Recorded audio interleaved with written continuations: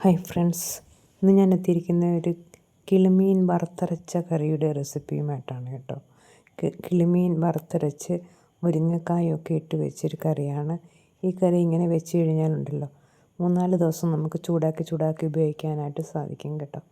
അപ്പോൾ ഇതിനായിട്ട് ഒരു 1/2 കിലോ കിളിമീനാണ് ഞാനിവിടെ എടുത്തിരിക്കുന്നത്. അത് വെട്ടിക്കഴുകി വൃത്തിയാക്കി വെച്ചിട്ടുണ്ട്. ഇനി ഇത് എങ്ങനെയാണ് കറി വെക്കുന്നതെന്ന് നമുക്കൊന്ന് കണ്ടു നോക്കിയാലോ.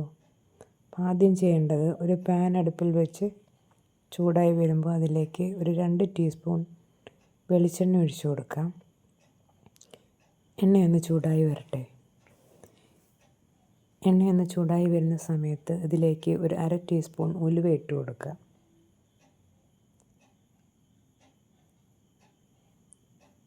ഉലുവയൊന്ന് പൊട്ടി വരുന്ന സമയത്ത് നമുക്കിതിലേക്ക് ഒരു 2 ടീസ്പൂൺ കുരുമുളക് ചേർത്ത് കൊടുക്കുക.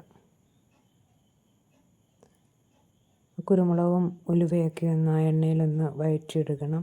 ഇതൊന്ന് വഴന്ന് വരുന്ന സമയത്ത് നമുക്കിതിലേക്ക് ഒരു 4-5 ചെറിയ ഉള്ളി ചെറുതായിട്ട് അരിഞ്ഞത് അതും കൂടി ഇതിലേക്ക് ചേർത്ത് കൊടുക്കാം. ഇനി ഉലുവയും അതുപോലെ തന്നെ ഒരു 4-5 അല്ലി വെളുത്തുള്ളിയും കൂടെ ചേർത്ത് കൊടുത്തിട്ടുണ്ട്. അപ്പോൾ ഉലുവയും ഉള്ളിയും വെളുത്തുള്ളിയും കുരുമുളകും എല്ലാം ഒന്ന് നന്നായിട്ട് മൊരിഞ്ഞ് വരണം. അതുവരെ നമുക്ക് ഒന്ന് ഇളക്കി കൊടുക്കാം. ഉള്ളിയൊക്കെ ഒന്ന് മൂത്ത് വരട്ടെ, കളറൊക്കെ ഒന്ന് മാറി വരണം. അപ്പോൾ കളറൊക്കെ മാറി വന്ന സമയത്ത് ഒരു അരമുറി തേങ്ങ ചിരകിയത് ഇതിലേക്ക് ചേർത്ത് കൊടുത്തിട്ടുണ്ട്. ഇനി ഇത് നന്നായിട്ട് ബ്രൗൺ കളർ ആവുന്നത് വരെ ഒന്ന് വറുത്തെടുക്കണം. അപ്പോൾ കരിഞ്ഞു പോകരുത്. ഫ്ലെയിമൊക്കെ കുറച്ച് വെച്ച് നന്നായിട്ട് ഇത് വറുത്തെടുക്കുക. ഈ സമയത്ത് കുറച്ച് കറിവേപ്പിലയും കൂടെ ചേർത്ത് കൊടുത്തിട്ടുണ്ട്.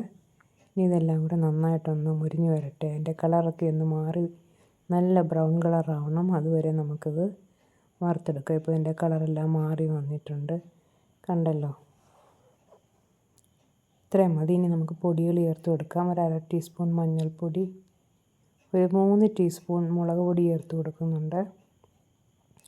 നമ്മൾ കുരുമുളക് ചേർത്തതാണല്ലോ, അതുകൊണ്ട് മുളക് പൊടി 3 ടീസ്പൂണും 2 ടീസ്പൂൺ മല്ലിപ്പൊടിയും കൂടെ ഇതിലേക്ക് ചേർത്ത് കൊടുക്കുന്നുണ്ട്. ഇനി പൊടികളും എല്ലാം കൂടെ ചേർത്ത് നന്നായിട്ട് നമുക്കൊന്ന് മൂപ്പിച്ചെടുക്കാം. ഞാൻ സ്റ്റൗ ഓഫ് ചെയ്തിട്ടാണ് പൊടികളൊക്കെ ഇട്ട് കൊടുത്തത്. ഇപ്പം ഞാൻ സ്റ്റൗ ഓണാക്കി കൊടുത്തിട്ടുണ്ട്. ഇനി പൊടികളൊക്കെ ഒന്ന് നന്നായിട്ട് മൂത്ത് വരട്ടെ. മൂത്ത് വരുമ്പോൾ നമുക്കിത് മാറ്റി വെച്ചിട്ട് തണുക്കുമ്പോൾ നന്നായിട്ടൊന്ന് അരച്ചെടുക്കാം.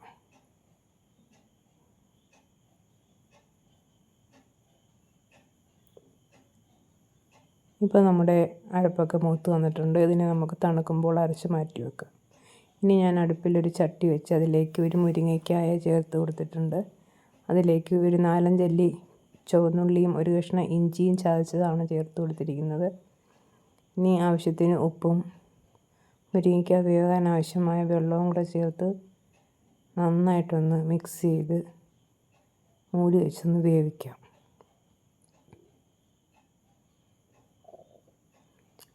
മുരിങ്ങയ്ക്കായൊക്കെ നന്നായിട്ടൊന്ന് തിളച്ച് വരണം. അതുവരെ ഒന്ന് മൂടി വെച്ച് കൊടുക്കാം. അപ്പോൾ എല്ലാം തിളച്ച് വന്നിട്ടുണ്ട്. ഈ സമയത്ത് 2-3 ചുള കുടംപുളി ഇട്ട് കൊടുത്തിട്ടുണ്ട്. പിന്നെ ഇടത്തരം തക്കാളി 2 എണ്ണം, ഒരു 4-5 പച്ചമുളക്, കുറച്ച് കറിവേപ്പിലയും ചേർത്ത് കൊടുത്തിട്ടുണ്ട്. ഇതെല്ലാം കൂടെ നന്നായിട്ടൊന്ന് മിക്സ് ചെയ്തതിന് ശേഷം വീണ്ടും നമുക്കിതൊന്ന് മൂടി വെച്ച് കൊടുക്കാം. തക്കാളിയൊക്കെ ഒന്ന് വെന്ത് ഉടഞ്ഞ് കിട്ടണം. അതുവരെ ഒന്ന് മൂടി വെച്ച് കൊടുക്കാം. ഇപ്പോൾ തക്കാളിയൊക്കെ വെന്ത് വന്നിട്ടുണ്ട്. ഈ സമയത്ത് നമുക്ക് അരച്ച് വെച്ചിരിക്കുന്ന അരപ്പ് ഇതിലേക്ക് ചേർത്ത് കൊടുക്കാം. നമുക്കിത് നന്നായിട്ടൊന്ന് മിക്സ് ചെയ്യാം. ആവശ്യത്തിന് അരപ്പ് വെള്ളം കൂടി ഇതിലേക്ക് ചേർത്ത് കൊടുക്കാം. അരപ്പ് വെള്ളം കൂടെ ചേർത്ത് നന്നായിട്ടൊന്ന് മിക്സ് ചെയ്യാം. മിക്സ് ചെയ്തതിന് ശേഷം ഇതിൻ്റെ ഉപ്പൊക്കെ ഒന്ന് നോക്കാം. ഉപ്പ് നോക്കിയപ്പോൾ അല്പം കുറവാണ്. അപ്പോൾ കുറച്ച് ഉപ്പും കൂടെ ഇതിലേക്ക് ചേർത്ത് കൊടുക്കുന്നുണ്ട്. ഉപ്പും കൂടെ ചേർത്തിട്ട് ഒന്നും കൂടി ഒന്ന് മിക്സ് ചെയ്യാം. എന്നിട്ടൊന്ന് മൂടി വെച്ച് കൊടുക്കാം. കറി നന്നായിട്ടൊന്ന് തിളക്കട്ടെ. തിളച്ചതിന് ശേഷം നമുക്കിതിലേക്ക് മീനിട്ട് കൊടുക്കാം. മൂടി വെച്ച് കൊടുക്കാം. ഇപ്പം നമ്മുടെ കറി നന്നായിട്ട് തിളച്ച് വന്നിട്ടുണ്ട്. ഈ സമയത്ത് നമുക്ക് കഴുകി വെച്ചിരിക്കുന്ന മീൻ ഇതിലേക്ക് ചേർത്ത് കൊടുക്കാം.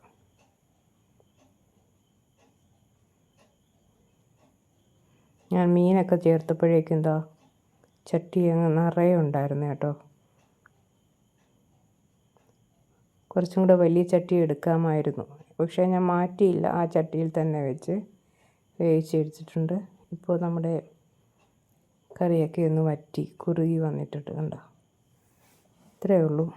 ഇനി ഇതിലേക്ക് 2-3 ഉണക്കമുളകും കുറച്ച് കറിവേപ്പിലയും കൂടെ താളിച്ചൊന്ന് ഒഴിച്ചു കൊടുക്കുന്നുണ്ട്. ഇതും കൂടെ ചേർത്തപ്പോഴേക്കും കറിയുടെ ആ രുചി ഇരട്ടിയായി കേട്ടോ. അപ്പോൾ എല്ലാവരും ഇത് ട്രൈ ചെയ്ത് നോക്കുക. ഇഷ്ടപ്പെടുന്നെങ്കിൽ ലൈക്ക് ചെയ്യുക, ഷെയർ ചെയ്യുക, കമൻറ്റ് ചെയ്യുക, ചാനൽ സബ്സ്ക്രൈബ് ചെയ്യുക, അതോടൊപ്പം തന്നെ ഹൈപ്പ് കൂടി ചെയ്യുക.